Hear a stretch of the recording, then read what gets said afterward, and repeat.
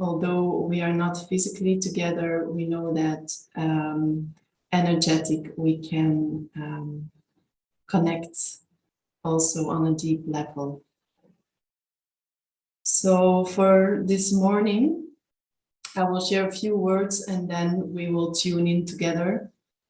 So we can, by tuning in, make this safe space, this field where we are connected, where we are carried, where we are held, and so where things can move in a safe environment, in this safe field together. We will today go through some explanation around trauma. It is a word, I think it's known by everyone, but maybe it's not all really very clear. So what does it really mean, and what's behind the words, and how we can have a clear vision around trauma. And I think it's important to know that just by sharing this knowledge, that it can already open a space for healing. So just by listening, just by feeling the words, it can already move things or open up things. So just be aware that there's no need for a big effort, just by really being present and opening yourself up. And we are in this safe space when we're gonna tune in. So you will have the opportunity to really relax into that space and to know that you are held, totally held and carried. So we will go through the explanation, and there will be a moment that I will ask you to write something down. So it's kind of good to have something, paper and pen, to write something down. And in the end, we will have a space for questions. So if there are questions popping up, you can use a chat and write your question down there, and then we will see how much time we have, and we will maybe share a few questions and talk around that. And then we will slowly go into a warm-up. We're gonna move our body, what's very important, not only listening and letting the words sink in, but really let it move through our body, through our vessels, through our cells. And we will do a kriya. It's a kriya that's specifically around trauma. But as most of you probably know, all the ways we use yoga, it's all healing for our body. So the way we use our drishti, our focus points, our breathing, our chanting, our moving, it's all very healing. So today we will do one specific, but know that your practice, your yoga practice every day is also healing everything. What is going around inside in your psyche and also in your body. And then we will have a relaxation, and we will do some beautiful meditation after, so to really go deeper into that healing. So that's how our morning workshop will look like. And so I will invite you now to just take some time to close your eyes and to have a comfortable seat. And slowly, you just take your time to sink in into the space where you are, into your body, together with the breath. And you feel the seat bones connected with your mat, with the floor, or with your cushion. And from the seat bones, you make your spine nice and tall, lengthening, but still keeping that connection, that foundation. The shoulders, they are relaxed, and the eyes are closed, and the gaze, the face is soft. And we just go through a natural breath We're not changing anything at this moment. Just natural breath, soft and gentle. Moving up and down through the belly, through the throat, through the nose. Gentle inhale, gentle exhale. And just really take your time to go into that silence in your space, taking your time.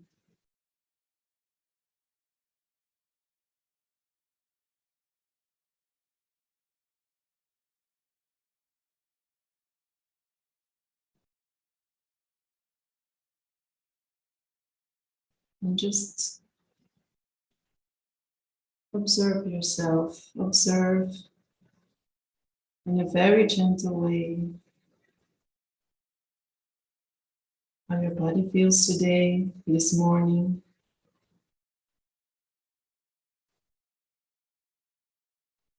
Is something calling out to you? You're feeling some thoughts. And just welcome them. Whatever arises in this moment, just fully welcome it.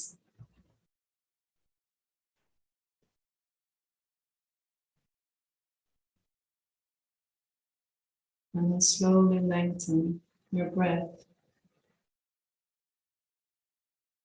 The breath becomes a little deeper. And with every exhale, you sink more and more into your body, down into your belly, all the way down to your pelvic floor, breathing out into the ground. When you inhale, you make the inhale from the seat bones up to the belly, the heart, throat, the third eye, up to the crown of the head, fully inhaling, using all the length, all the space you have there inside your body, fully inhaling. And when you exhale, the breath goes down again, all the way down, all the way down, deep, deep, deep, deep down.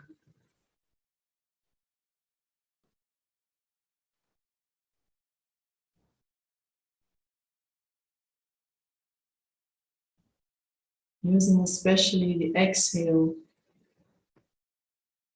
to relax into your body. Really coming home into your belly.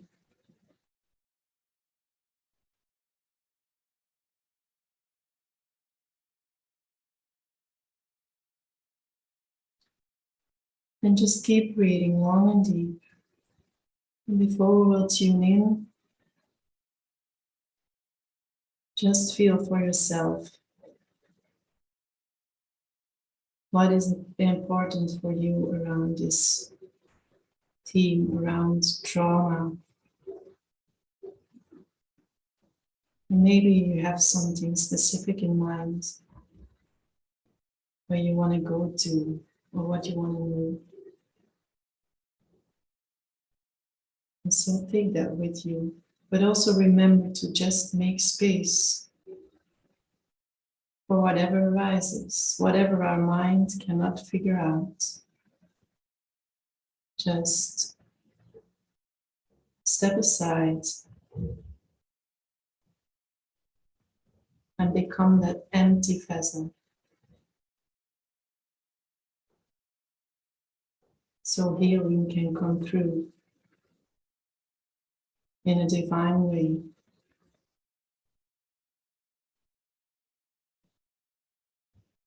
Without us having to know how to figure it all out.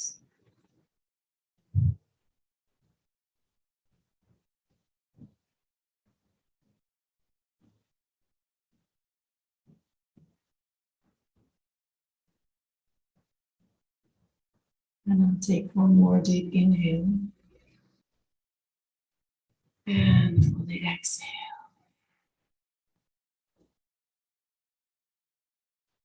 We bring the palms of the hands together. Rub them gently. And then we place the hands at the heart center.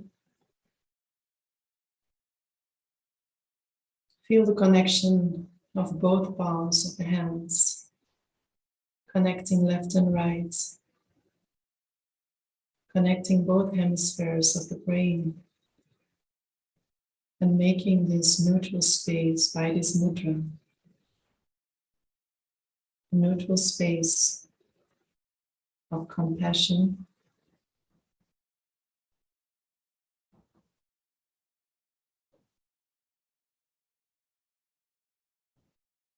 lengthen your spine and relax your shoulders. And then we will tune in together with 3 times Om Namo Gurudev Namo. Om vibrates at a point between the brows. Namo vibrates at a heart center. And Gurudev will bring us from doubt to clarity, from dark to light.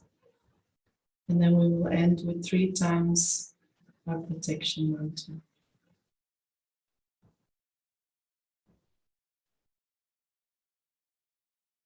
Inhale deeply and exhale fully. And inhale and exhale. And inhale to chant.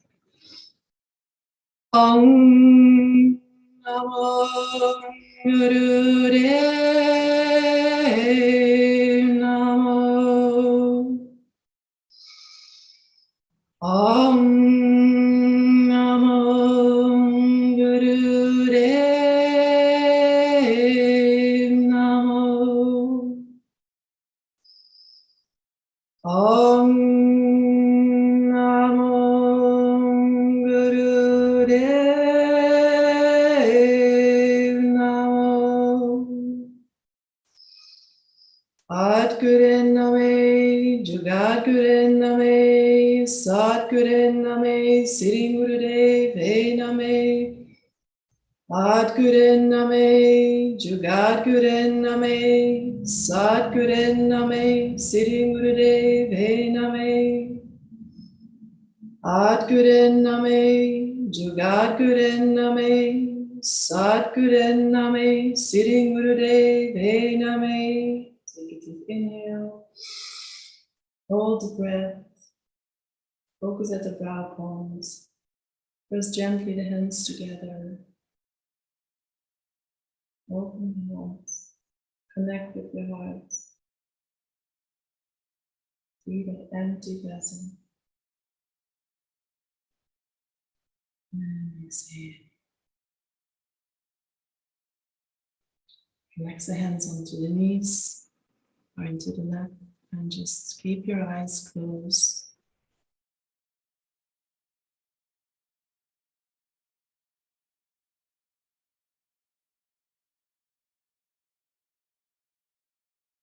Stay in silence, and we'll do a short pranayama before we will talk about trauma. And it's a pranayama that will relax our nerve system. It's a very simple and very useful when our system is going in a kind of stress. So this breathing we can use every moment and everywhere. We will first start with a few deep inhalations and exhalations in your pace.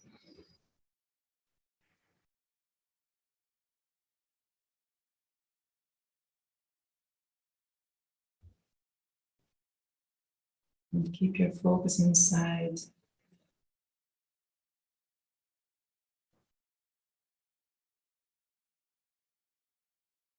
And when we're going to do this pranayama, we will focus on the heart. You visualize like you're inhaling and exhaling through your heart. So we're going to breathe in this pattern. We're going to inhale, and it's going to be through the nose in 4 counts. So we inhale 1, 2, 3, 4. And then we're going to hold the breath very gently, holding the breath, and you count 1, 2, 3, 4, 5, 6, 7. And then you will exhale through the mouth, very gently, through the mouth, and we count to 8. 1, 2, 3, 4, 5, 6, 7, 8. Inhaling again, 4 counts through the nose. 1, 2, 3, 4. Holding the breath gently, soft face, counting to 7. 1, 2, 3, 4, 5, 6, 7. And exhaling through the mouth. Long exhale, 8 counts. 1, 2, 3, 4, 5, 6, 7, 8. Inhaling 4 counts. We'll do 1 more round together. Inhaling through the nose. 1, 2, 3, 4. Holding the breath. 7 counts. 1, 2, 3, 4, 5, 6, 7. Exhaling through the mouth. 8 counts. 1, 2, 3, 4, 5, 6, 7, 8. Fully exhaled. You can go on your own pace, counting 4 steps. Inhaling through the nose, holding 7. If it's too long, you hold shorter. And then you exhale through the mouth. 8 counts on your own pace. 4 in through the nose, holding 7, and exhaling 8 counts through the mouth.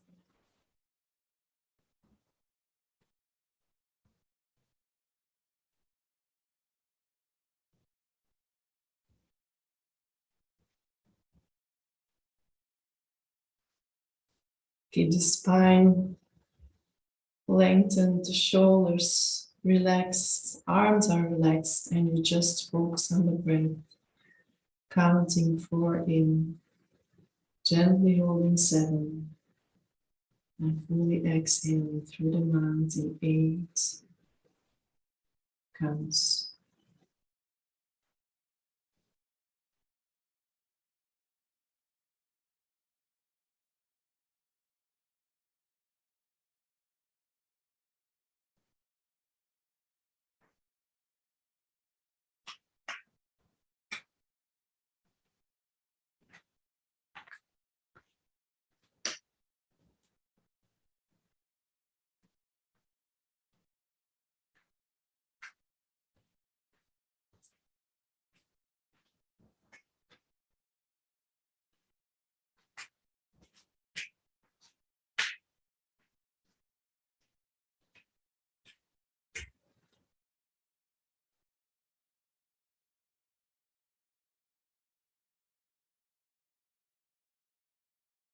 And use the space of your body.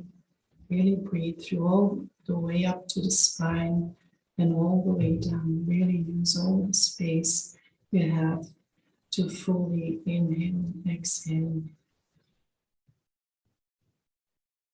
It is our breath who gives a sign to our body that it is safe, safe to be here, safe to relax, and safe to open up, to connect with ourselves, with others, and with the world.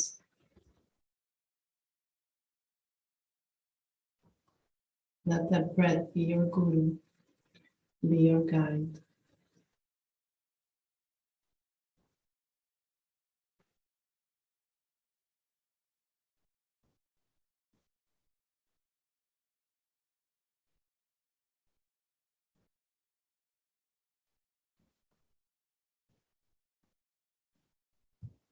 And then wherever you are at this moment, you just continue, and then you do one cycle more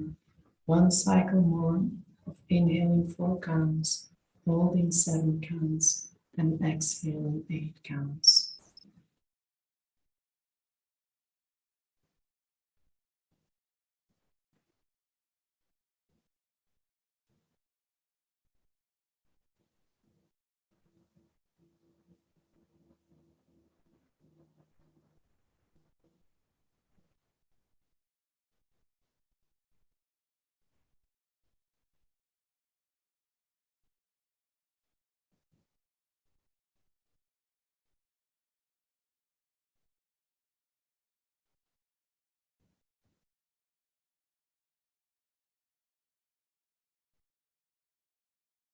And when you are ready, you just let the breath flow natural again.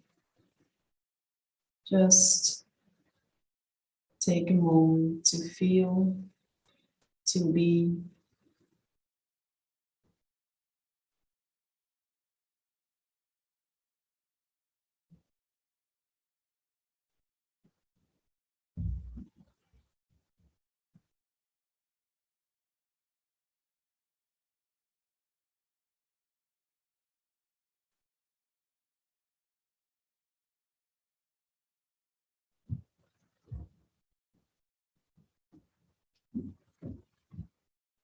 And then take a deep inhale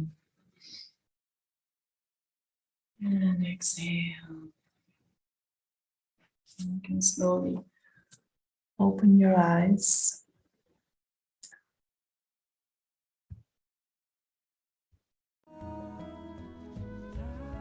And if you need to shake your legs, stretch them and put yourself in a comfortable position so you can listen in a relaxed way.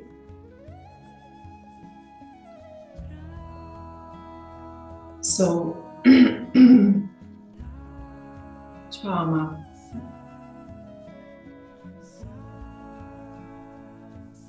We also talk about stress, because often there is stress, and then we can call it trauma. But in the first place, maybe good to know when you start to listen is that the 2 keys for healing are compassion and curiosity.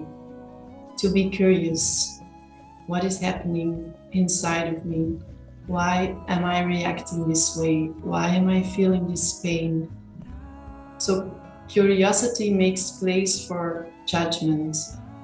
So when we are curious, we open up the space to welcome everything what is arising.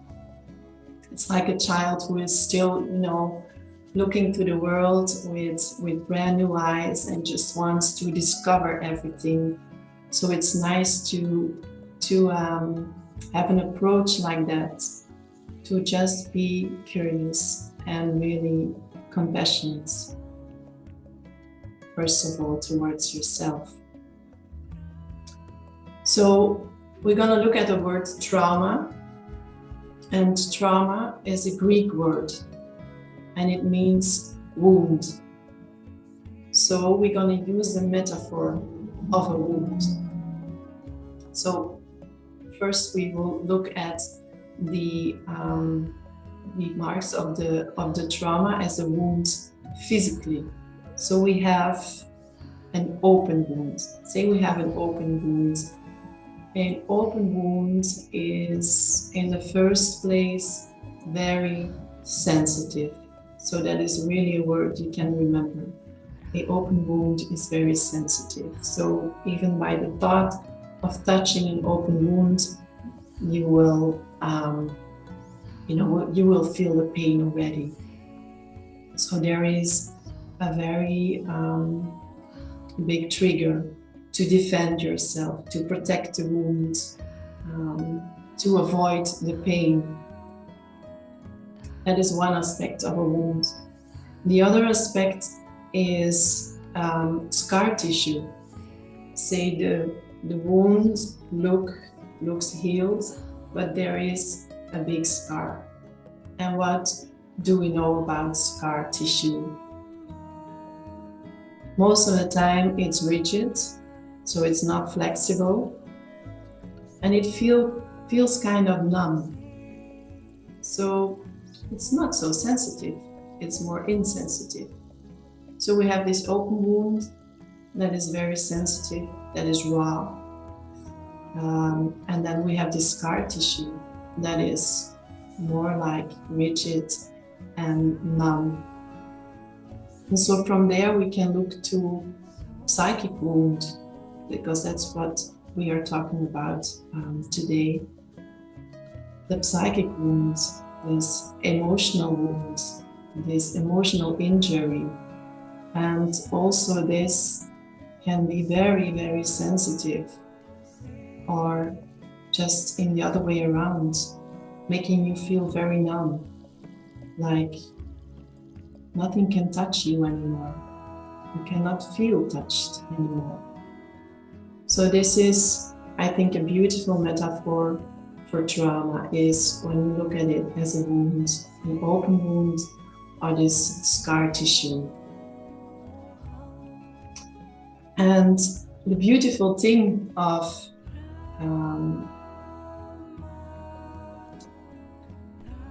let me check this. Yes, of course. I thought it was off. Okay. Like this better? Okay. Where was I? So,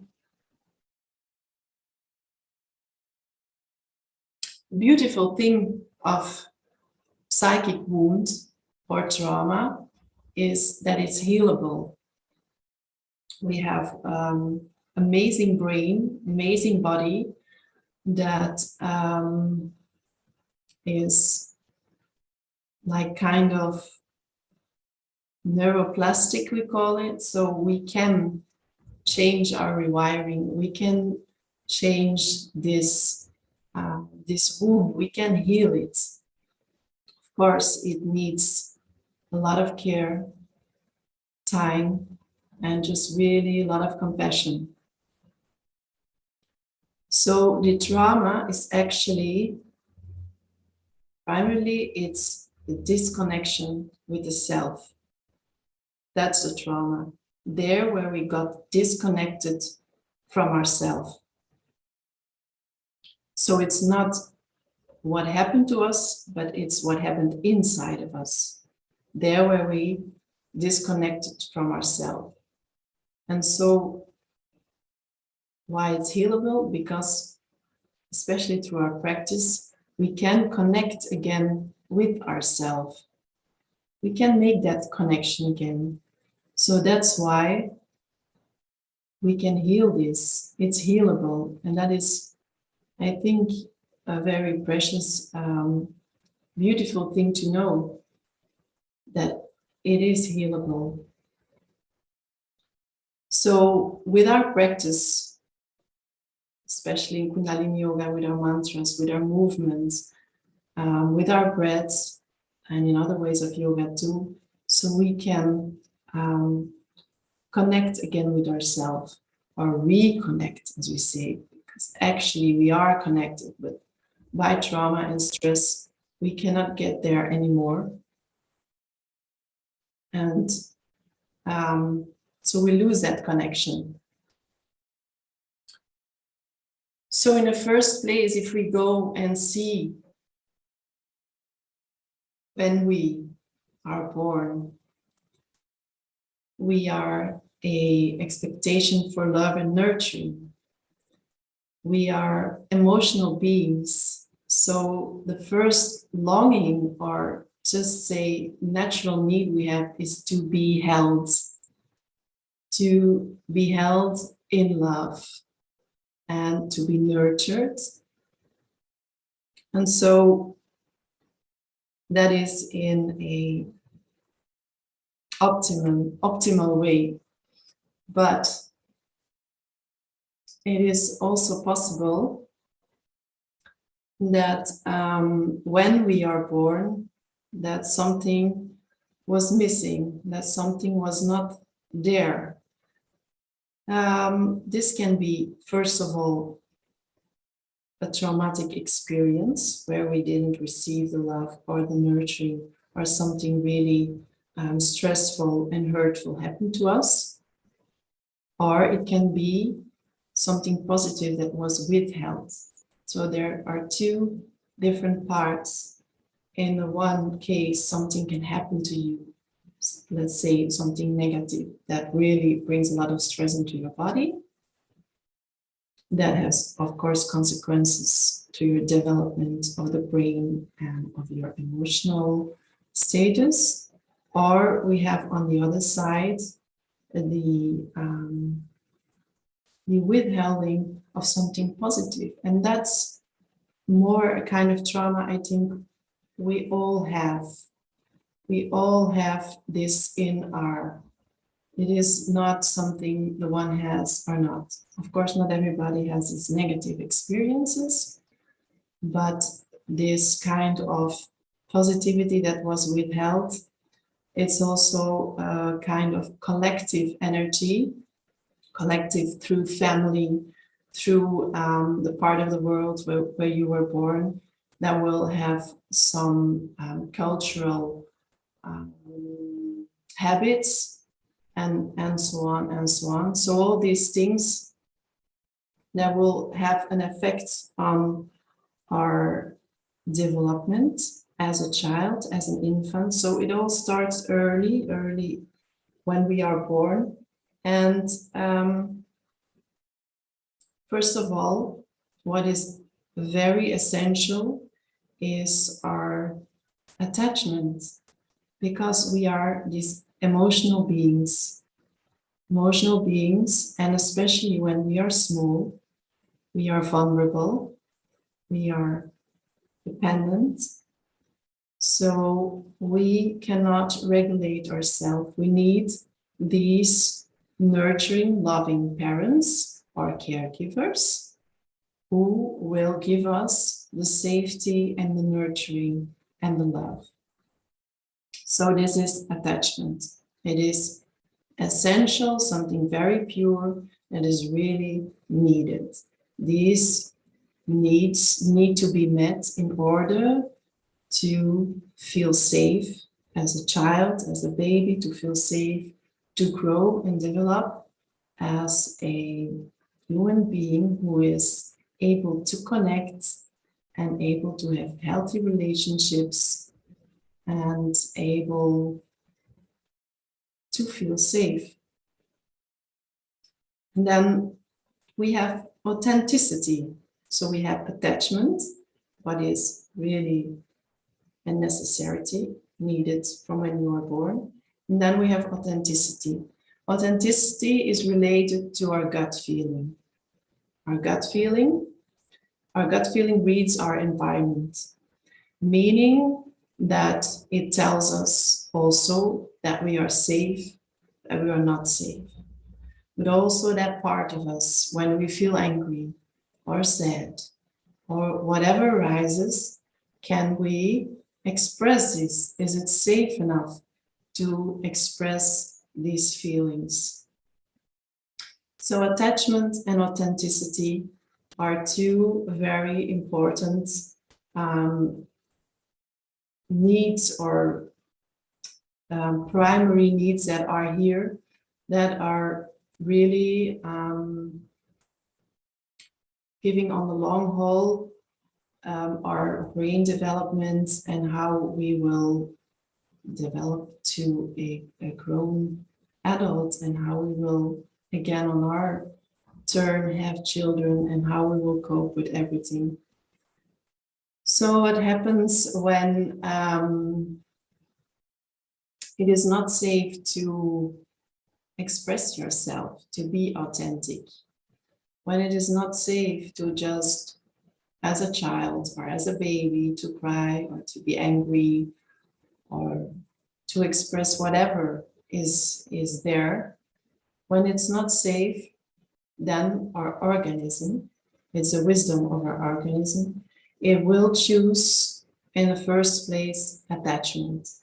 Because as a child, you need that attachment. It's for surviving. There's no other choice than to choose for the attachment, to make the relationship safe, to be held, to be loved. So in order to keep that, there's a big chance that authenticity will be given up.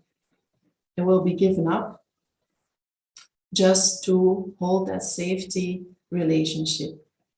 But what is happening when we are giving up authenticity? We are suppressing. We are going to suppress feelings, emotions.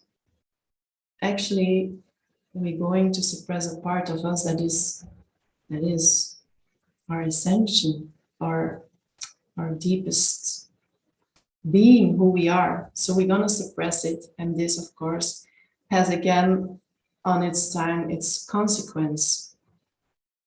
And by time, we will get used to it. It will get a pattern. It's like people pleasing or adjusting to make others, to make it comfortable. But in essence, it's to keep the relationship safe, to not lose and to stay safe with the people you love or you want to be loved by.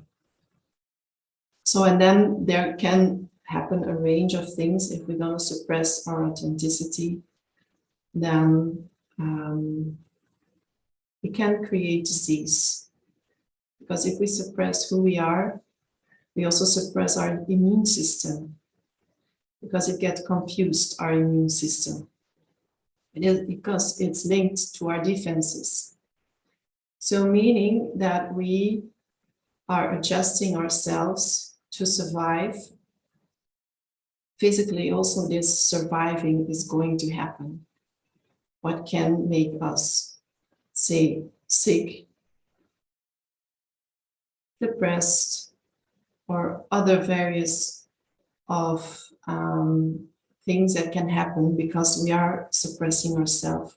And that's a beautiful thing with Kundalini Yoga, also to just make the connection with the Kundalini Yoga, is that we learn to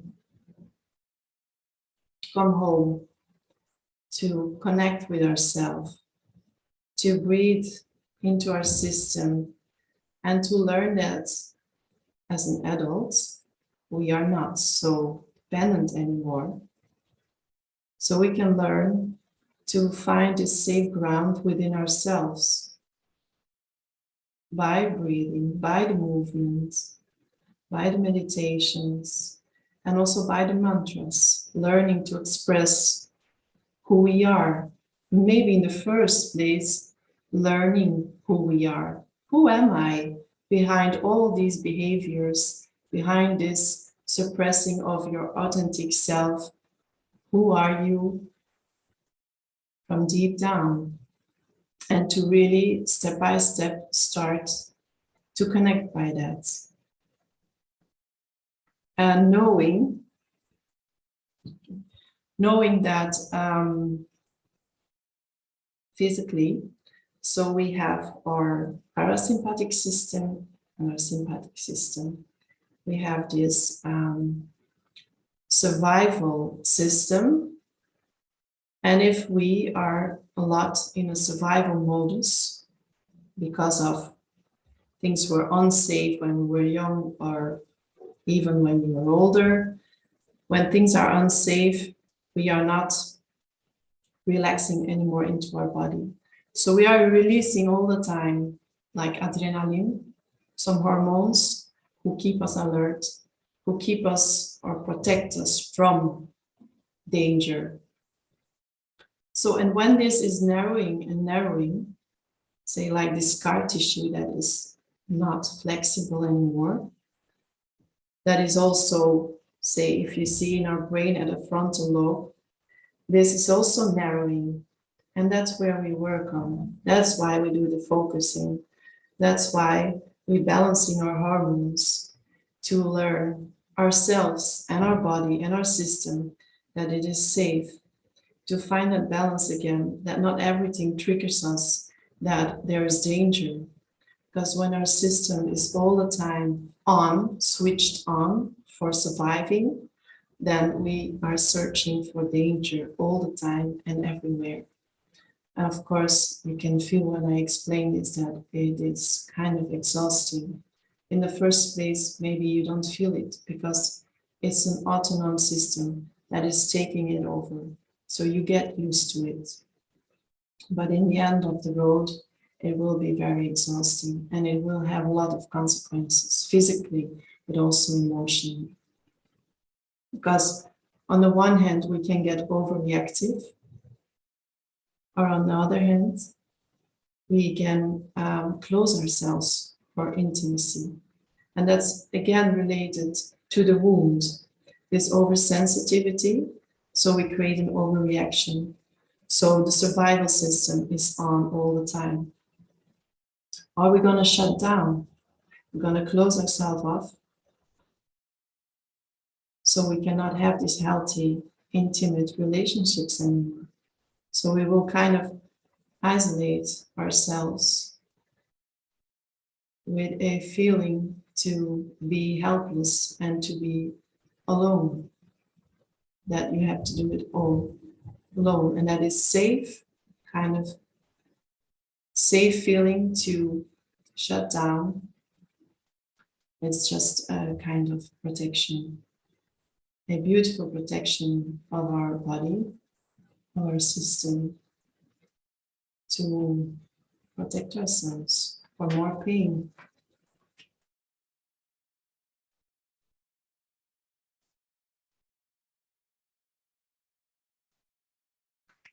And so there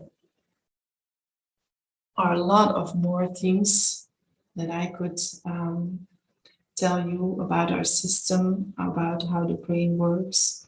But I think in general, you can feel that when there is stress, when there are unmet needs, and they don't have to be big things. They can just be some small things you missed out or you longed for and they were not met. Even they can be in your subconscious and you don't know it. You can feel this maybe kind of emptiness and you cannot grab it. So it can be that it's in your unconscious from before, from the early years. And so this has this effect on our brains too, on our development and on our wiring. It's in our nervous system. So that's why we work a lot with our nervous system. So we can rewire our brain. We can reconnect, so we can heal again. And we do it. The key is in our body. The key is here in our body. We have to work through the body. And then every time you're going to use the two keys of compassion and curiosity and gentleness towards yourself.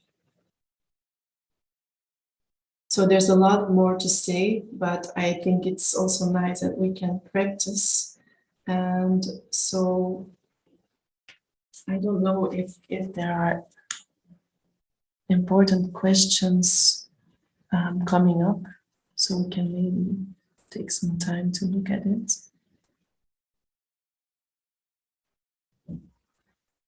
These are about the music. May I ask something? Yes. Satnam, Harkiret, Marlene. I am wondering, Kundalini Yoga can be so strong. What kind of system in yourself do you have? Which kriya to use or which pranayama, so that somebody who's really still has a lot of scar tissue does not feel attacked by the strong effects of Kundalini yoga. Okay, yes, I understand your question. So because it's a strong practice, you mean, how do we cope with it? That it's not shutting us down, maybe, in a way, right? Is this a question you mean? Yes, Marleen. Yeah. Yeah, okay. So I think it's very important, and that's also the way I teach. Kundalini yoga has the tendency to go straight through the heart, to the heart. So what's beautiful in a way that we can, in a kind of fast way, reconnect with ourselves. If we go to the physical practice, it can be hard. There is this responsibility, especially when you have a lot of scar tissue or you suffer from big trauma, that you go gently. Even with Kundalini yoga, you can go gently. You can use a pranayama and you can go gently with it. You can use the movement and just go gently with it and just really feel your boundaries.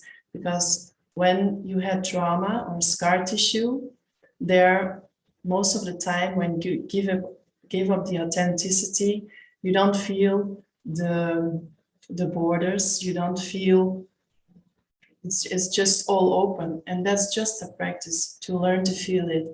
Okay, where does it stop for me? Where do I need to take a rest? Where do I need to be gentle towards myself? Where do I listen to my own voice, to my own body, to my own feelings? This is, I think it's maybe the strongest practice, but not by being strong, like I'm going to go through it. And of course, sometimes some effort can move you through a block. But still, I think with trauma and scar tissue, the essence is to go gentle. But do your practice, commit to it every day. It will really bring so much healing, but just go gentle. Is that an answer to your question? Yes, in that sense that I have learned to be gentle with myself in certain mornings and other mornings to push through something. Yet Yes. during teaching, I listen to my heart, and very often I teach elderly people. That's my main teaching practice.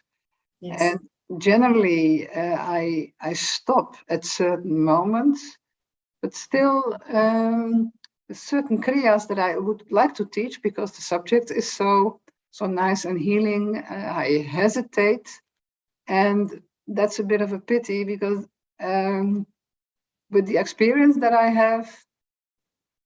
have not found the tools yet to decide on what is best at that moment.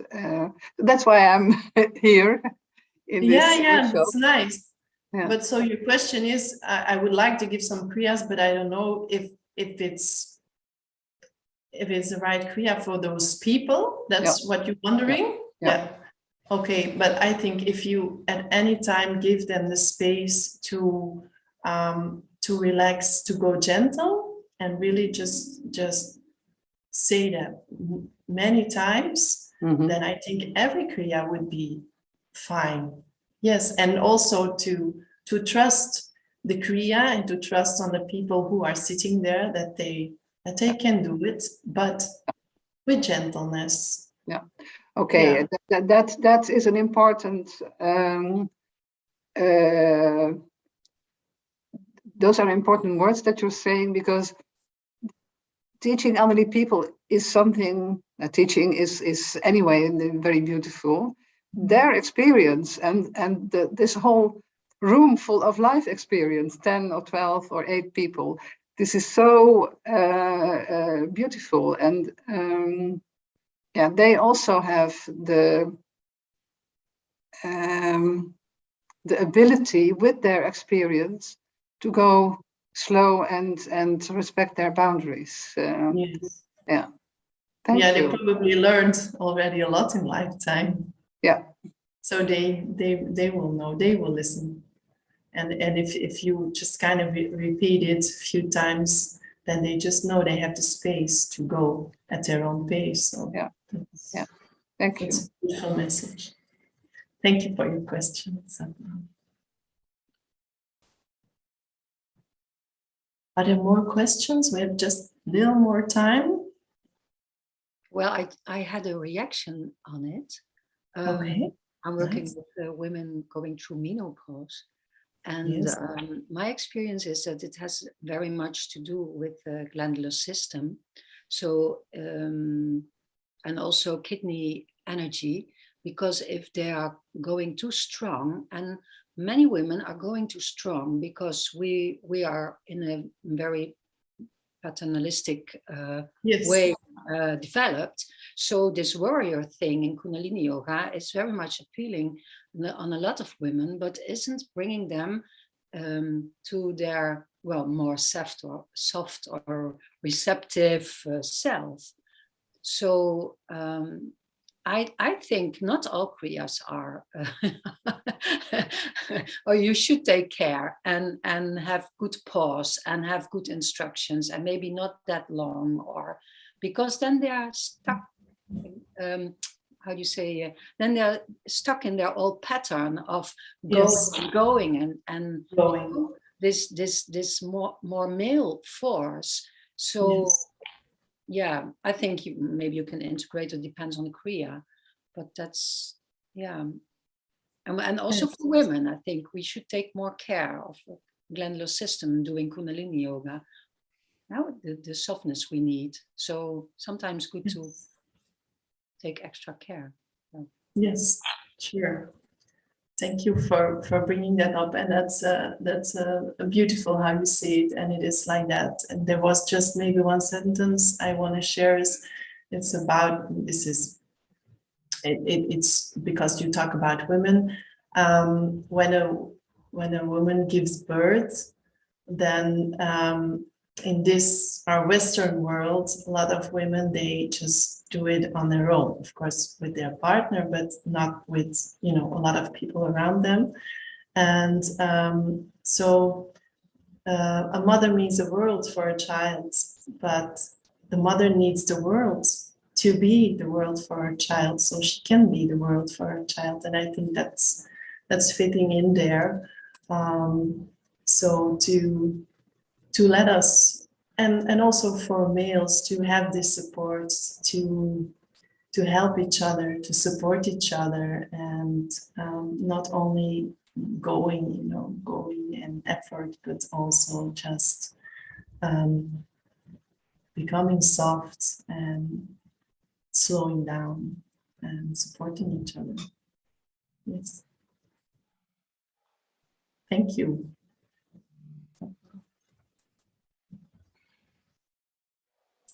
If there would be more questions, you can also always put them in the chat, and I can look at them later on. And maybe at the end of the workshop, we will write my email address. If there are more things that you would like to ask or know, you can for sure do so and mail me. Okay. So, yes. Yes. Oh, so I also wanted to ask a question. Is there still time for it? Yes, you can go ahead. Okay, Go thank ahead. you. So I'm teaching Kundalini Yoga for 3 years now and quite intensively. And I also did a trauma teacher training in Thailand. And that changed my whole perspective on how to teach Kundalini Yoga. As we all know, some teachers in Kundalini Yoga are very intense and push you through it. And I realized that can be really re-traumatizing. And I already had that feminine approach more, as somebody else was talking about that. And I think it's beautiful. And I also believe that working powerfully through some blockages can be very effective. But when we work with groups, it can be more challenging because everybody has a different need and different level.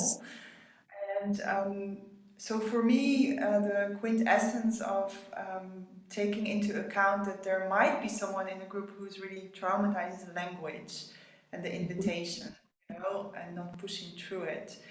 And I live in Greece on a very touristic island, and I offer Kundalini yoga on the beach for tourists. So you can get, yes, you can get anyone, you know. And I always say at the beginning, like, Kundalini yoga is different than the most yoga types that are being taught in the West, and it can be quite intense. Listen to your body. If you want to take a break, take a break. And I repeat that. But still, I see sometimes that people push themselves still through it. And then there comes a moment that they are like sitting in a shock, looking around them. You know, it doesn't happen often. But every person in my group that has that experience is for me already too much. And if I have one or two in a year, that's too much for me. So, and I know that it's not all my responsibility. I do my best.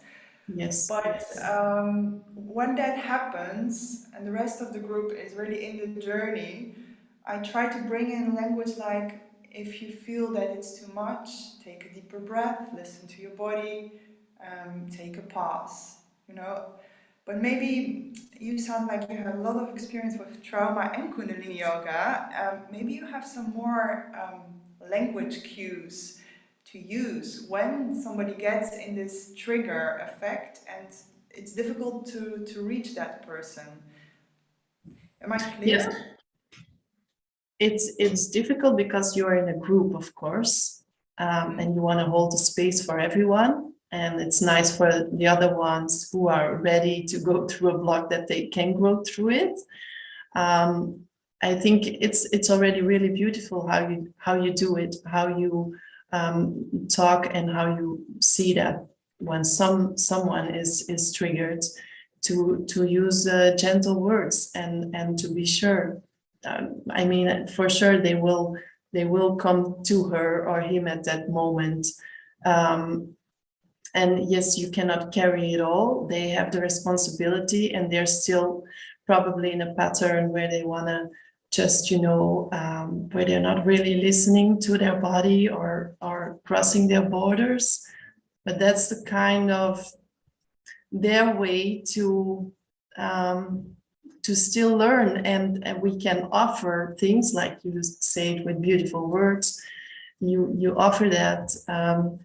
Take it gentle, go slower. If you need to rest, take a rest. Go in child's pose. Just bring your hands onto your heart and your belly. That's the most thing they need, is just the simple contact, knowing I'm here, I'm safe, and that they connect with their body without doing much more. And if it takes all the rest of the practice to sit like this, then it's like that. And then it's of course nice if you could check after class, and if they need more help, that you can tell them in a very gentle way that they can to find help somewhere. Maybe you can recommend someone, or maybe you are a trauma therapist and you can help them. Just, I think the best way is to make them feel safe. Yeah, I don't know if there are more tricks or tips around it than just really being close to them, even if you're on your mat. Being aware, being close, being gentle. I think this is already very healing in a way. Yeah. Thank you so much. And this is also a thing, like sometimes I feel I want to walk to them after the lesson. But it's very difficult for me, like, where's the boundary, Yes. Like, that's an important teaching for us as teachers or as caregivers or as coaches or whatever, to really stick with your own boundary. You can give and you can take care, but you have to take care about yourself too.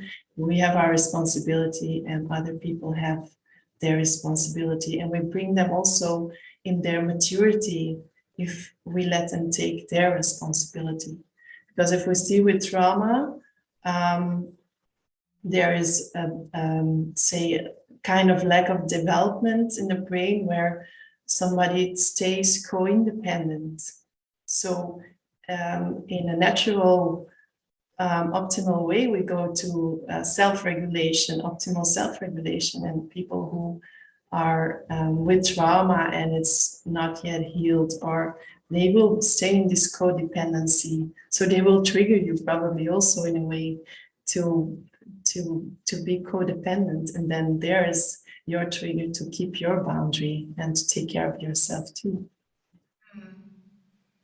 Yeah. Okay. Thank you. Okay. Satnam, thank you for sharing and asking. And then I think it's time to move a little bit. I'm gonna move some in a gentle way, and we will breathe and practice together. So take a seat onto your mat and close your eyes for a moment here. And let all the words, thoughts, feelings just sink, find their own way, and come to your breath, to your body. The breath is natural, just soft, rising and falling of the belly.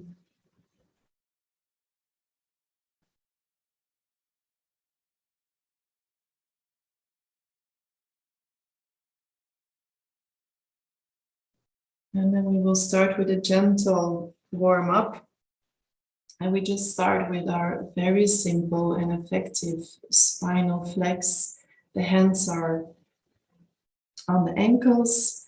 And when we inhale, we open our shoulders, we open the chest. And when we exhale, we relax in the lower back.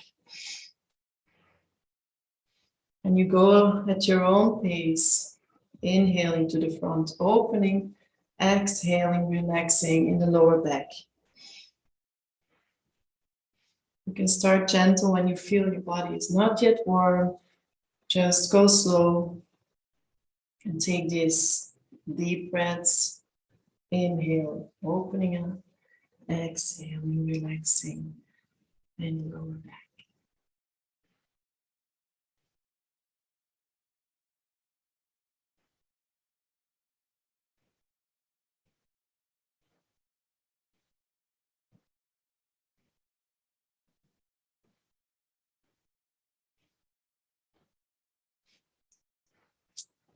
Finding your own pace. And the eyes are closed and the focus is at the brow points.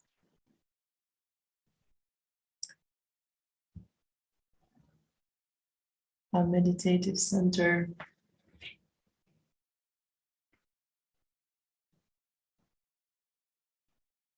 Every time we inhale, we open, we make space in the shoulders, opening the heart. And exhaling, when you exhale, we relax in our lower back and we come home. Every time we exhale, come home within ourselves.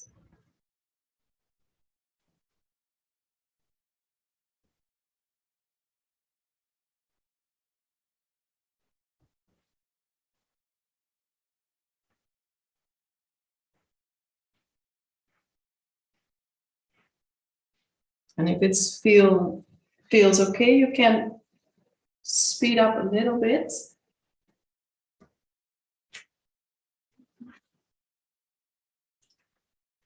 Just a little bit more dynamic.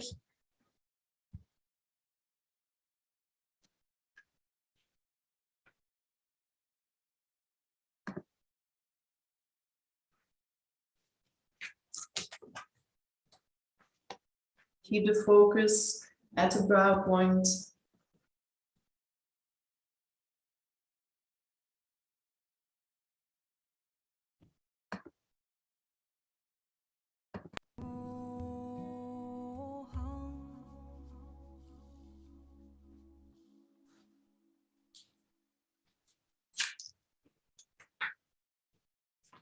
And then inhaling deeply,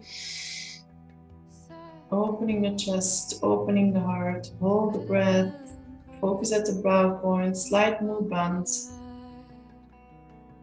And be that empty vessel. And then exhale, relax.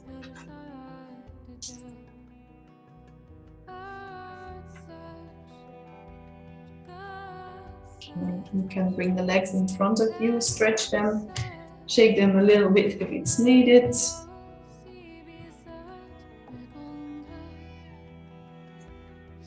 And maybe use a little blanket under the seat bones so you have a nice tall spine. And then we're gonna bring the palms of our hands, we're gonna bring them onto our temples. And the fingers, they are pointing backwards.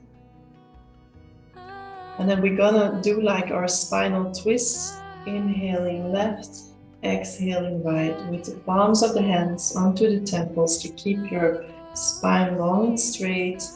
Close your eyes, focus at the brow point. Strong inhale to the left, exhale to the right.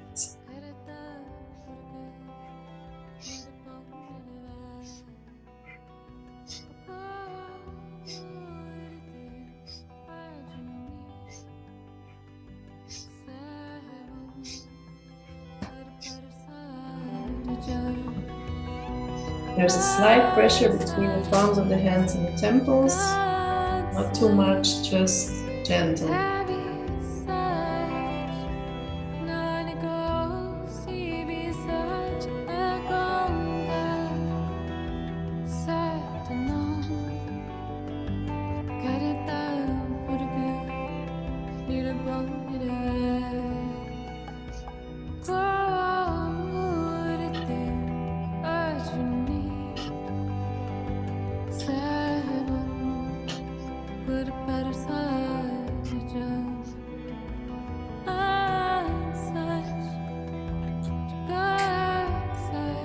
Keep going at your own pace. Keep the spine straight.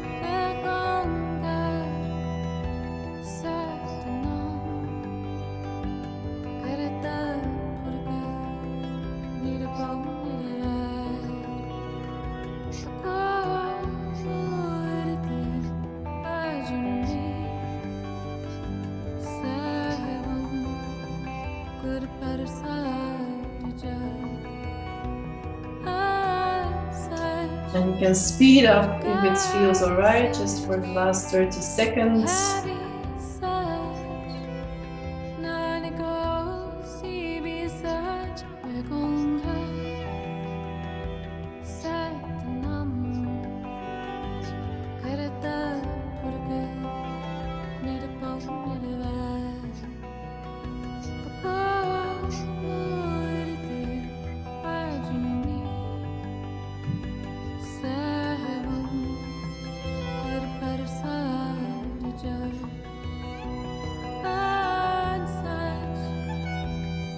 And then inhaling, holding the breath, holding the pose, focus at the brow point, slight movement, be empty, be still, and exhale, next arms, and need to loosen the shoulders, or whatever is calling you to be moved, just move it. Natural breath.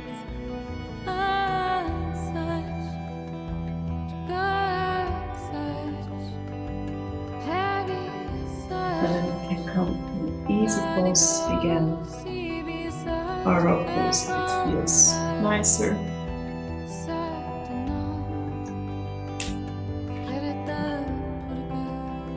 So we will do our first pose of our Kriya, and it's a kind of pranayama. We're gonna bring the hands in Kiya Mudra, and we're gonna place our wrists under our earlobes. So fingers pointing also behind, and the hands are in Kiya Mudra. Thumb and index finger are touching. And so you feel a slight pressure of the wrists towards the ears. And we're gonna do 8-stroke breath through the nose in 8 strokes.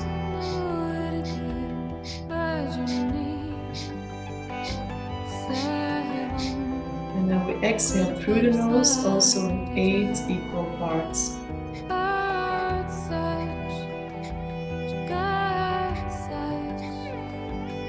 So you go at your own pace. Close your eyes, focus at the brow point.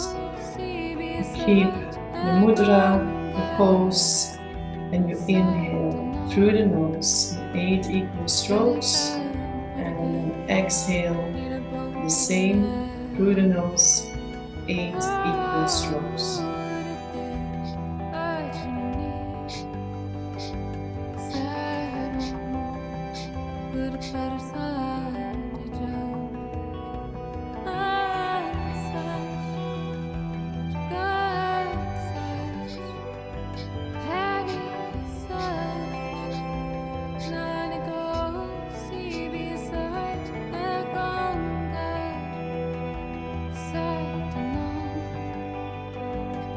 Find your own rhythm. Keep the shoulders relaxed. A slight pressure under the earlobes.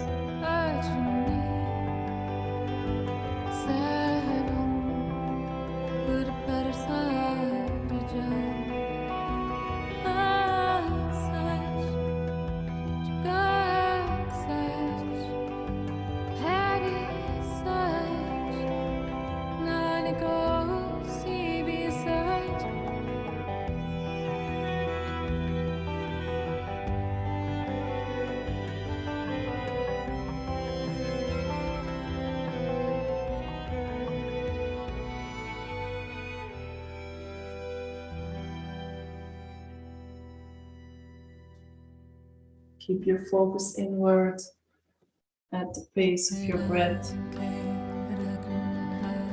Use a Kriya to still the nerves and release trauma from the body. So just really feel all the time. Make this connection with your body, with your breath. Refocus when it's needed. And just observe that you're not contracting your body too much, but that in the pose you can still kind of relax and let the breath flow gently in and out. 8 equal strokes.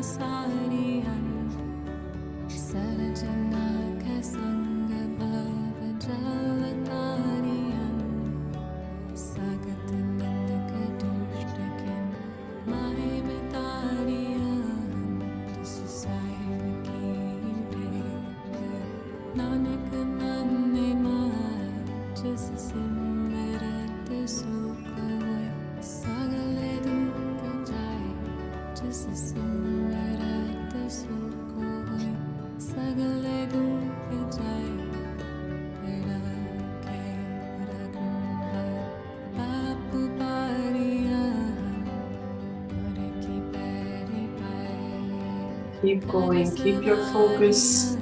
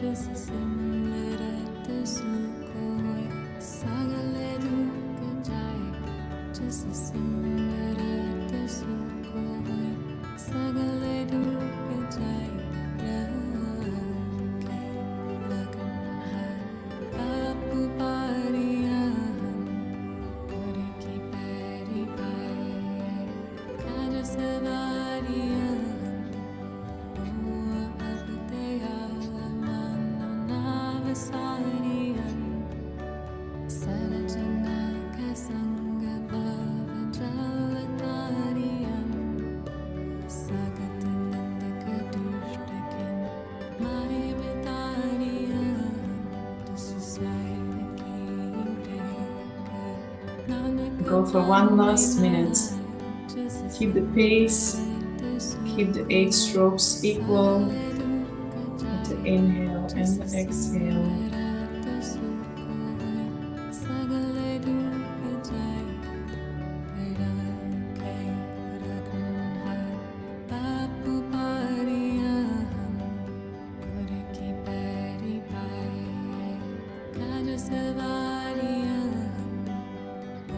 Slight pressure between the wrists and the earlobes.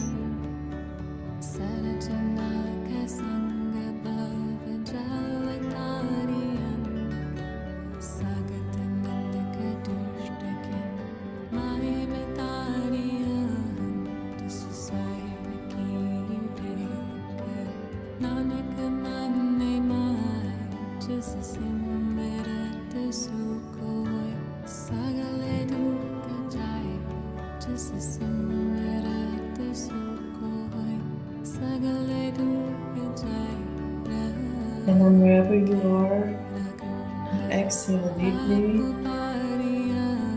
And then we inhale together. And hold the breath, gently hold the pose. Focus at the brow point. And exhale. Release hands, relax arms. And just feel for a moment.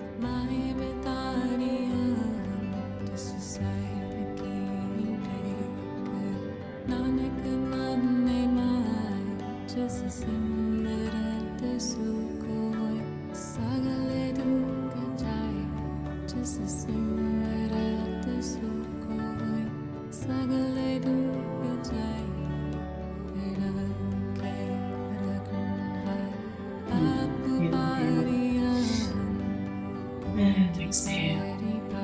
You will stay seated in easy pose, so whenever you need to stretch the legs or sit straight up with stretched legs is also fine. I'm gonna bring the hands in bear grip. So the left palm is pointing outward, the right palm is pointing towards you, and you're just gonna grab the hands. So you can pull them a little bit. And our right thumb is coming up. And we're gonna move our thumb up to our right nostril. So we're gonna sit here. We're gonna close up the right nostril and we're gonna breathe long and deep through the left nostril.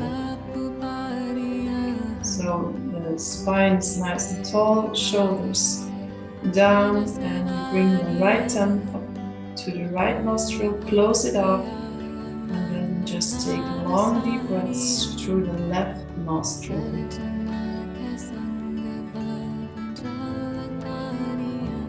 The eyes are closed, focus at the brow point, and long deep breathing, meaning you're using all the space from the C-bones up to the crown of the head and down again. Breathing long and deep. And using all space.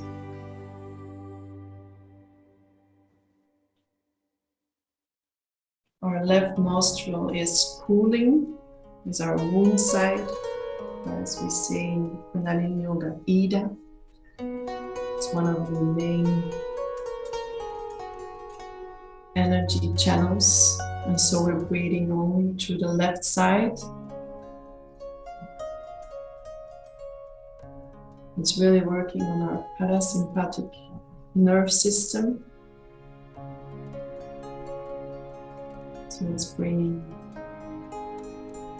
peace and quiet.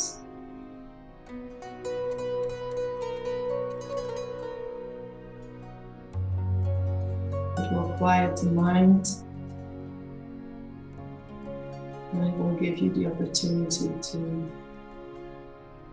be more present in the moment.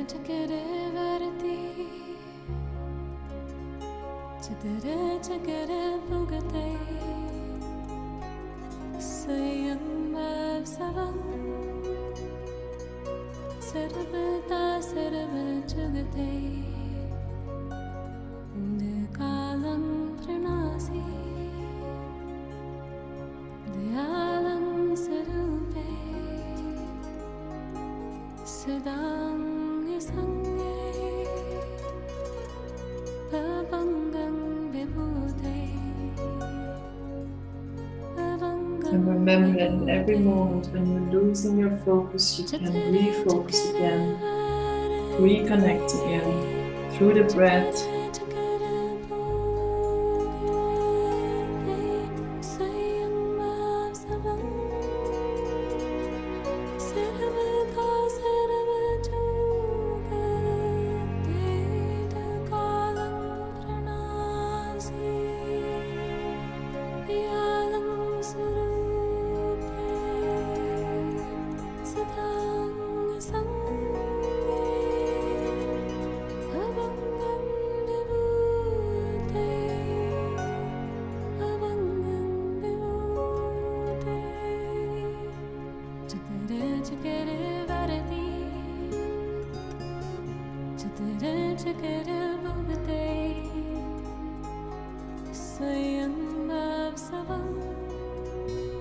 And then wherever you are now, you just exhale deeply. We keep the pose and we inhale together deeply. Inhaling, hold the breath. Gentle pull the hands. Focus at the brow point. Open the heart. And exhale. Release the pose and relax the hands. Keep your eyes closed. And take a moment just to be, to feel.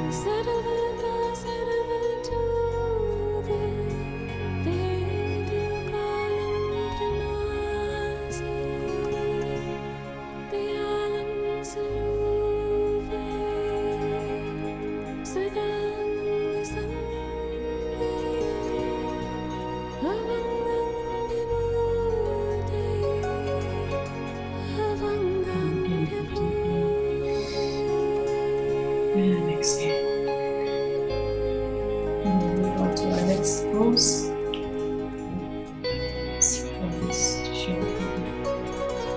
Our left hand comes into a fist, thumbs tucked in. Our right hand the same. It will be at the back and the left arm at the front. The spine is straight. And at the inhale, we move the arms up. And at the exhale, we relax the arms. So in, out. You go at your own pace. Strong inhale and fully exhale. You close eyes. Focus at the brow point.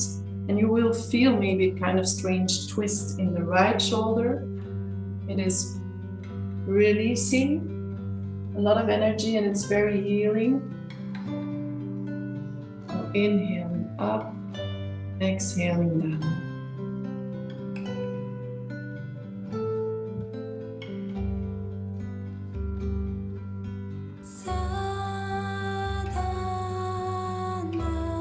Again, find that thin line between gentle movement and effort. And really stay close to your body and listen to it. You are your own authority. I am your guide. And you can decide and feel.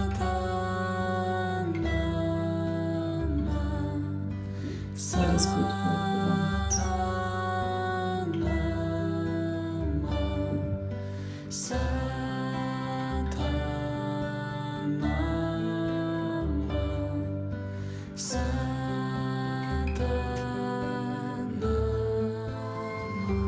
Strong inhale, strong exhale.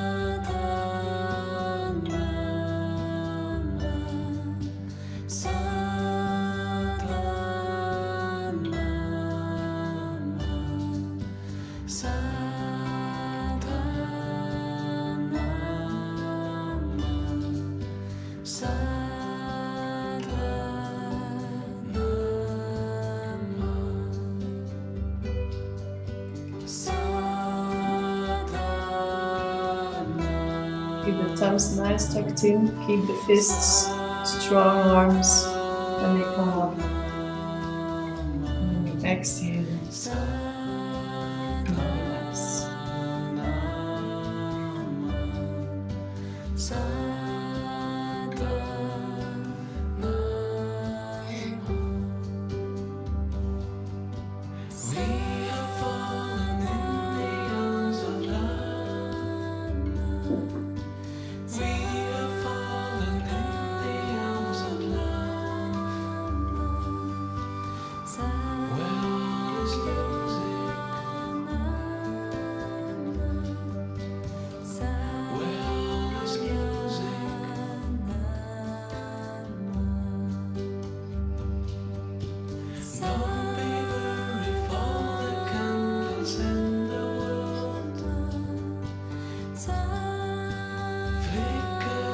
Beautiful. We go a little bit more.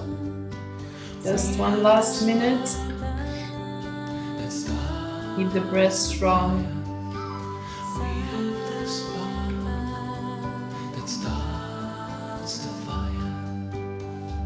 If the movement is too much, you know, you can visualize and you're keeping the same energy just by visualizing the movement.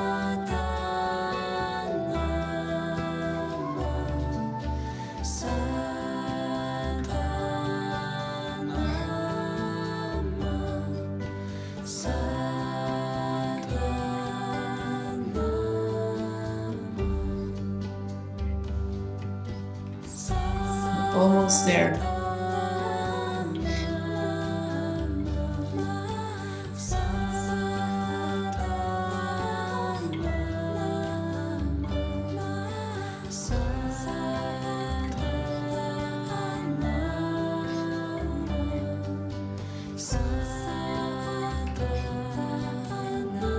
And then inhale, bring the arms up.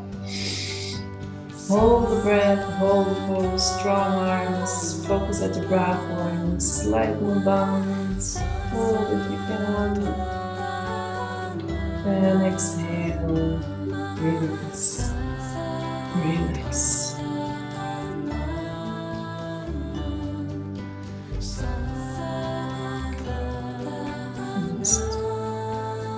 Close your eyes, natural breath, everything is soft.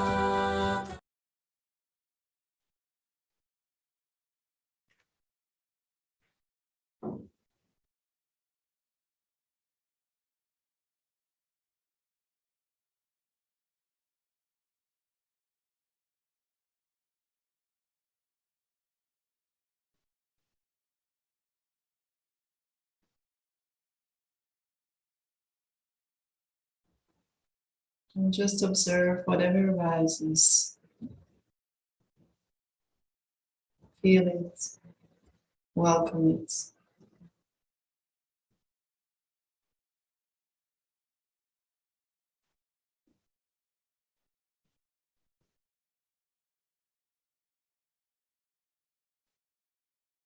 And inhale deeply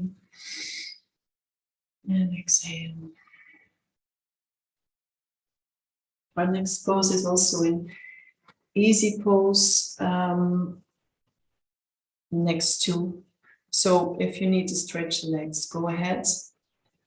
The elbows are relaxed next to the body, and we bring our fingers, they are pointing backwards, and we just curl them a little bit up like we're holding two balls.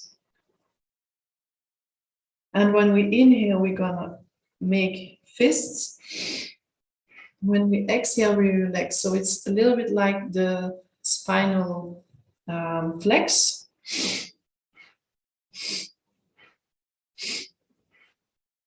Just try, feel, inhaling, the chest comes up, heart opens, and you just squeeze the hands.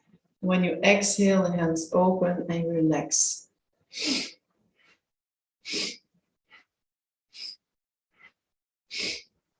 At your own pace, eyes are closed, focus at the brow point.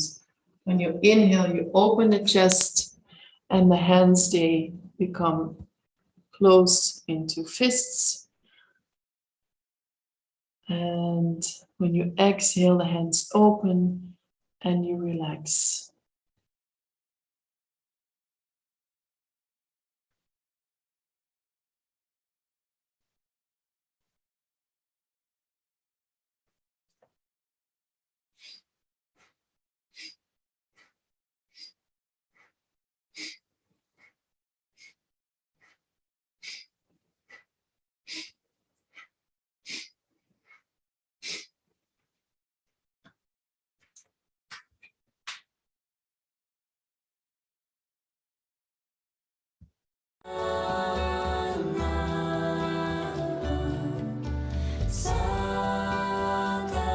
Find your rhythm.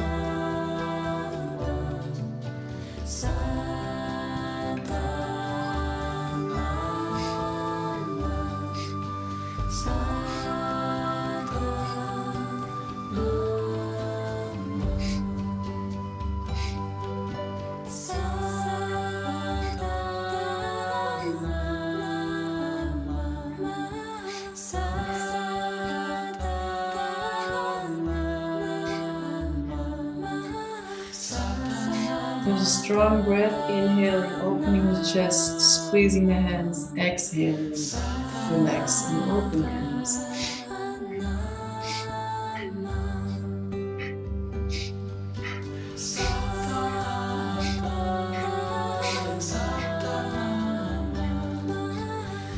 Focus at the brow point.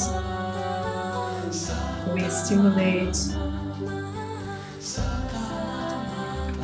our vagus nerve, a very important nerve in the body, who gives us a sign that it's safe, that we can relax, that we can go through the movements, go through the breath.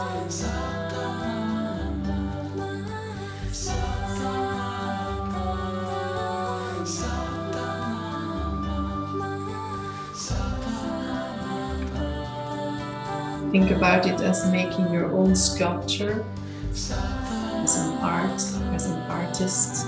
With the breath, you can make these new pathways, this rewiring of our brain. So there's always a chance, always an opportunity to renew, to change, and to heal.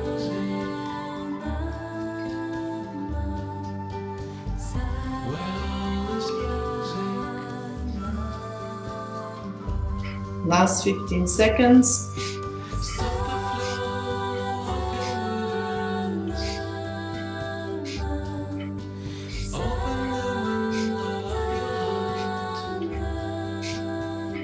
Inhale deeply.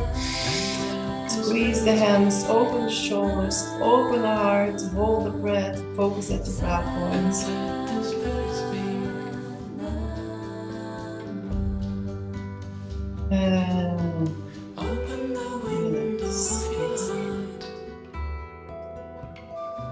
Keep your eyes closed and feel for a moment. And let the Spirit speak.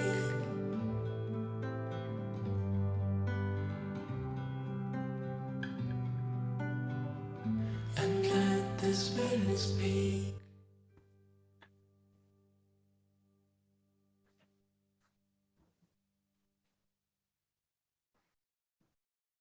And inhale deeply. And exhale.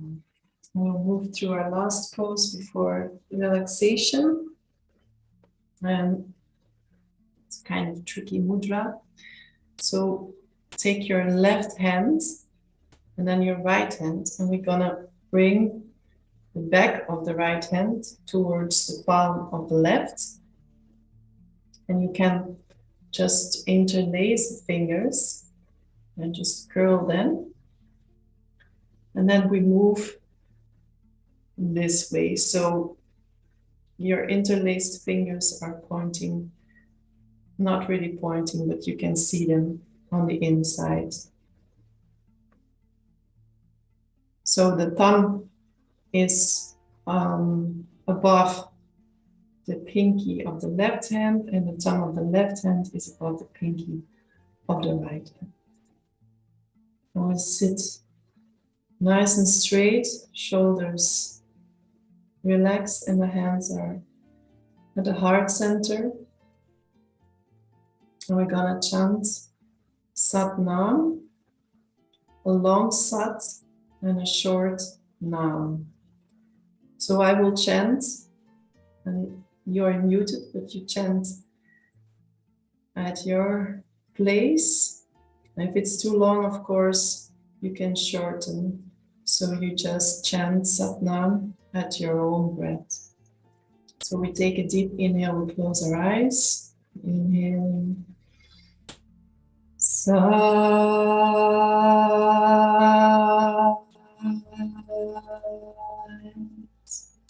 Nam. Sat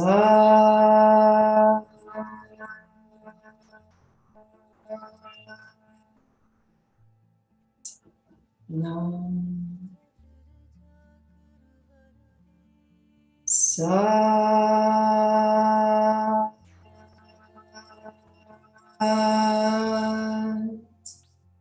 Nam. Sat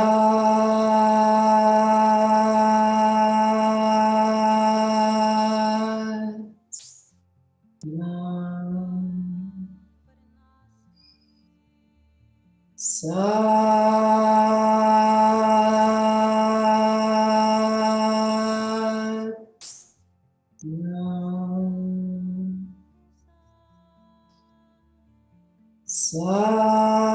Nam. Sat Nam.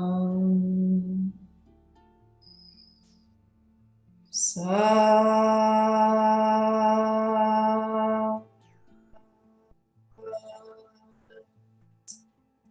Nam. Sat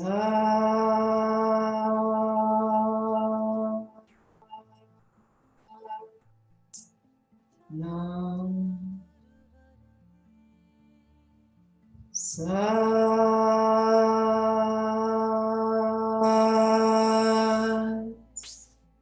Nam. Listen. Sat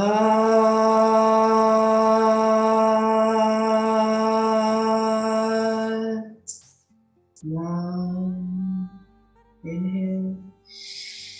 Hold the breath, pull the hands, focus at the brow bones.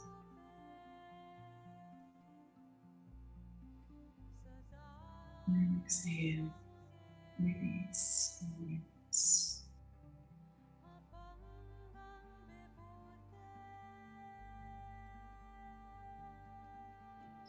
It's a beautiful way to exercise this. If you want to reconnect more with your essence, and just chant Sat Nam and listen to your own voice, listen to your own vibration and connect with it.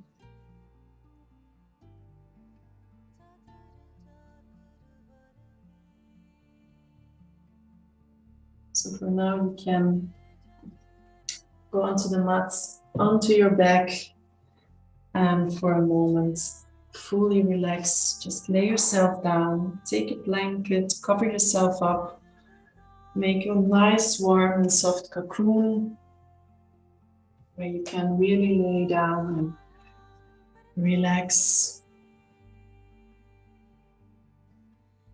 You can cover up your eyes, maybe with a scarf or the blankets or close the curtains.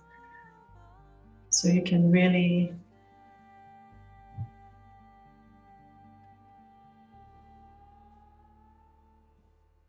go into that relaxation.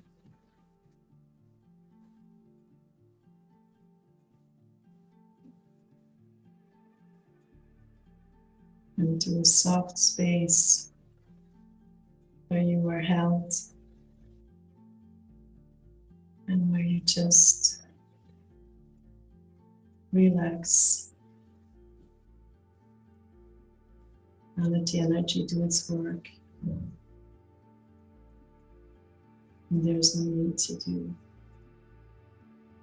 anything at this moment, just relax, relax, relax.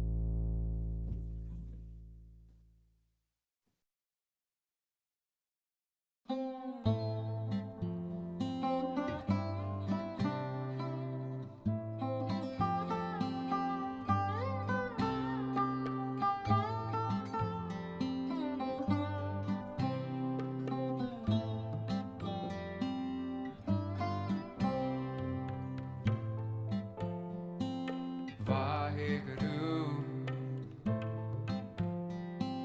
Vaheguru, Vaheguru, Vaheguru, Vaheguru, Vaheguru, Vaheguru, Vaheguru, Satnam, Satnam Ji, Satnam, Satnam Ji, Satnam, Satnam Ji, Satnam,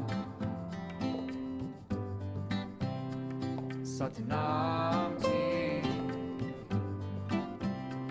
Satnam, Vaheguru, Satnam Ji, Vaheguru, Satnam, Vaheguru, Satnam Ji, Vaheguru, Satnam, Vaheguru, Satnam Ji, Vaheguru, Satnam, Vaheguru, Satnam Ji, Vaheguru.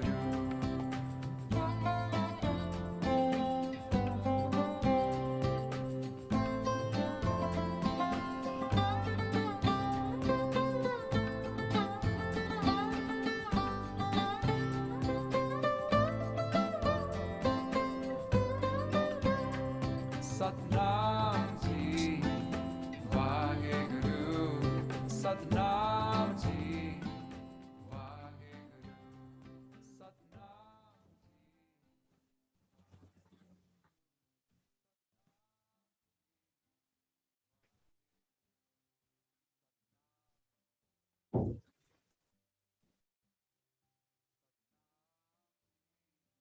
Make your breath a little deeper.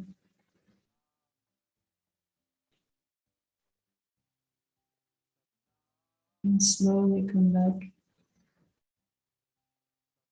Bring your attention to the here and now.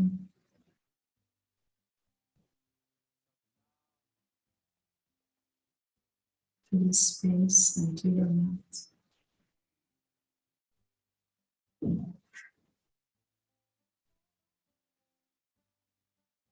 And then gently move your toes and your fingers.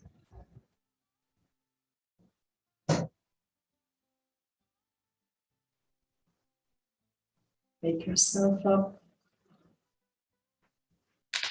And when you're ready, on an inhale, you bring the arms over the head. And make yourself long and tall. And when you exhale, bring the knees close to the chest and make yourself ready for some cat stretch. The right leg's coming onto the mat. Hold the left knee close to you. Turn the left knee to the right and your face to the left. Feel a gentle twist in your lower back.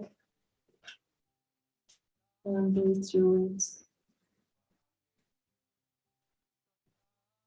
And we come to the center and switch sides. Left leg onto the mat, right knee close to you. Turn the right knee to the left and your head to the right. One deep breath through the spine. And then move to the center. Bring the soles of the feet and the palms of the hands together. Rub them firmly. And then bring the knees to the chest. And rock yourself very gentle up to a seated position.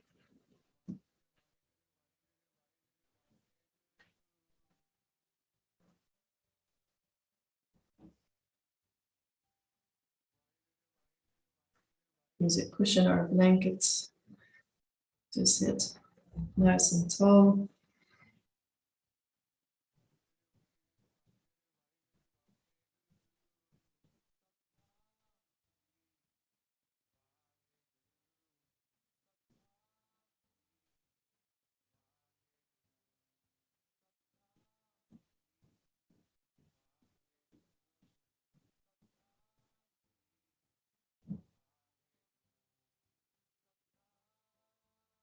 Make yourself ready for meditation. It's a meditation that has an old Indian tradition. When people lost someone dear, or when they were grieving, or when they were in pain, they would go to the river and they would cleanse themselves with water. So we're going to make the movement. Our left hand will be connected with the heart, and our right hand, we cup it like we have a small cup, and we're going to visualize that we are going to take the water and we will let the water flow away over our shoulder. So this is the movement. And just a very gentle movement. The left hand onto the heart. The right hand cupped. Taking the water. And just as a blessing or as a cleansing, gently throw it over the shoulder, hand passing the ear. And the breath flows naturally. And you can see it as a moment and a movement to really let the water wash you, clean you, make you feel lighter.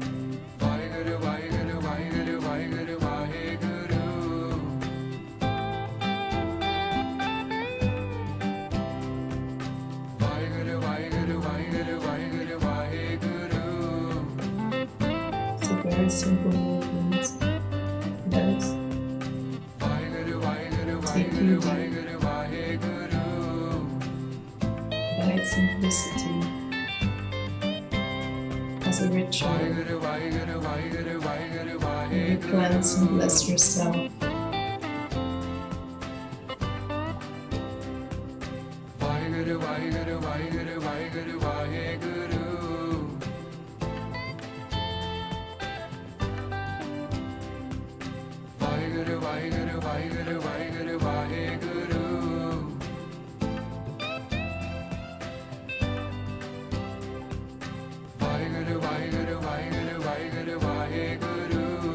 And you do it with love and gentleness.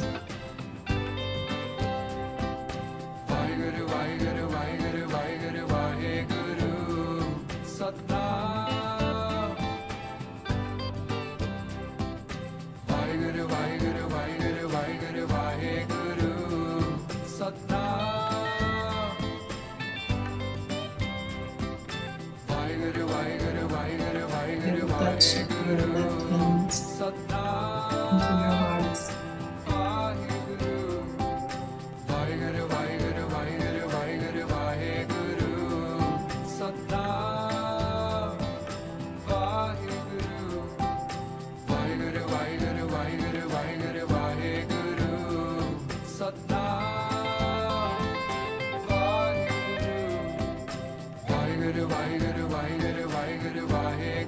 Use this moment to clean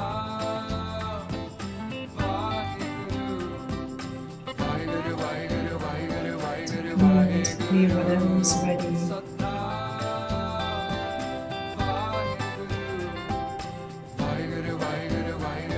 To flow away.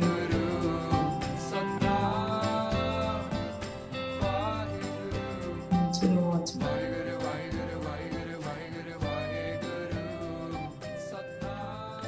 Making yourself lighter. brighter, more present.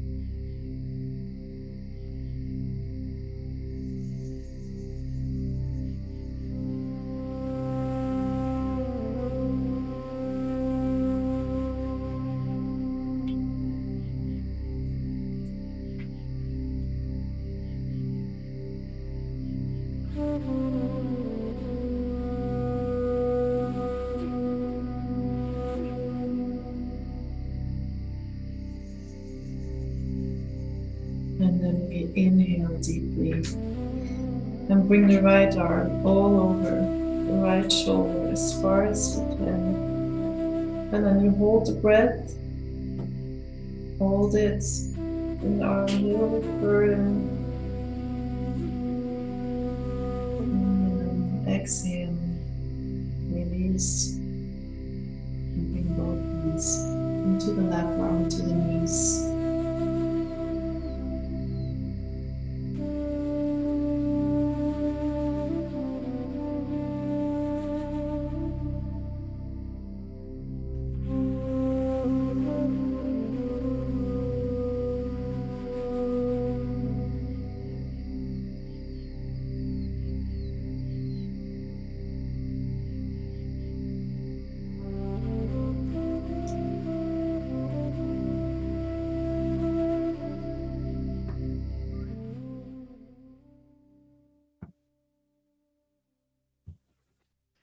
And we're going to close our practice in a workshop a long time, son. So bring the hands in prayer pose. Lengthen your spine one more time. Relax your shoulders. Connect your hands with your hearts.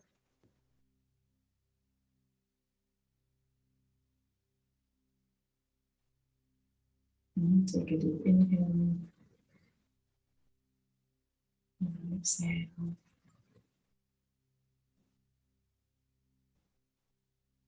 Inhale.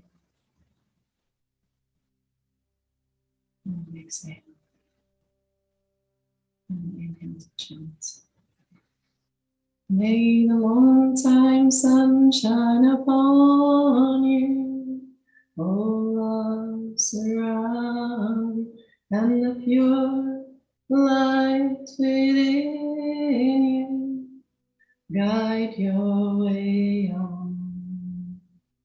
May the long time sun shine upon you, all love surround you, and the pure light within you guide your way on, guide your way on, guide your way on. Satnam from the heart.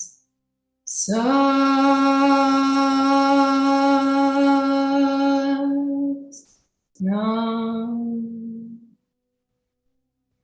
Sat,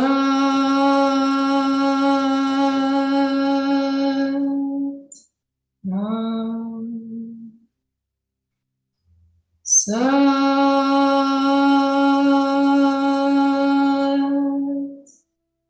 Nam.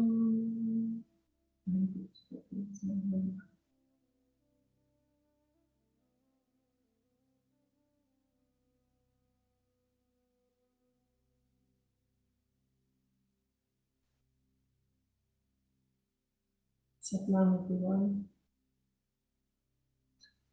Thank you for being here in this space and to be open to more healing. And I hope you have a clearer picture or meaning around trauma. And then you can take some words with you, or that you can take something with you so it can move for deeper healing. If there are more questions, I will put my email in it. It's already there. My technical skills are not really so good. So excuse me if there were some problems with the music. We did our best, and I had a very, very good and sweet helper, so I thank him too. Okay, I will put a Kriya here in the chat.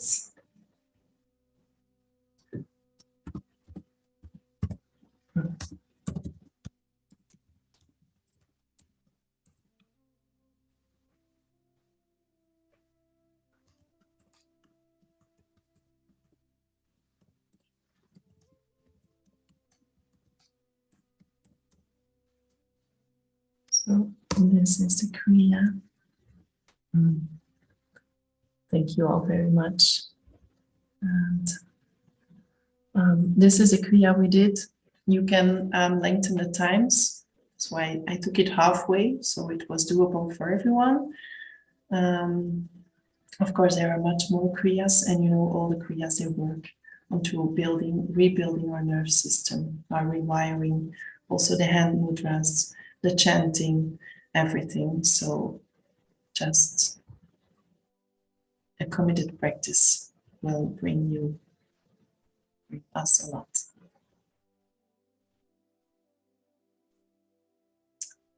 So thank you very much, and I wish you a very nice day and more workshops and concerts. So enjoy it, and thank you for the connection. May I ask one question? Yes, May I please. ask one more question?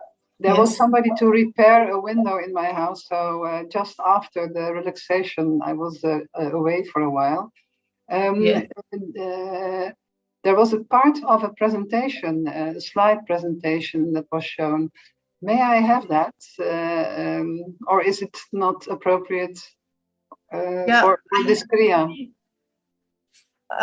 On the presentation, there's not a Kriya, so it's all around some topics that I talked with you about. Yeah. And there was more, but we didn't have time to go through it all. And can you repeat the name of the Kriya, please? Yes, I just put it here in, it's a Kriya to still the nerves and release trauma from the body. Okay, thank you. Please. Not now. Not now. Marlene, I also have a question. Can I ask it in Dutch or English? English, please. Doesn't matter for you? For me, it doesn't matter. Okay. Well, English, please. No, everybody speak Dutch. Thank you. No, okay, I'll ask in English. Okay. Because I noticed that there were a lot of hand grips and hand moves in the Kriya. Is that in a way related to healing traumas, or? Yeah. So in general, we use a lot of the mudras, but you will see there are some more specific kriyas for trauma. You're gonna move really a lot the fingers. They, of course, everything is connected to our brain, and it's about the control system. So that, like I said, when the alarm is on all the time, when the button is switched on for survival, so we go every time in that mode of surviving. And when we use our hand mudras, it's a kind of, we're gonna take control.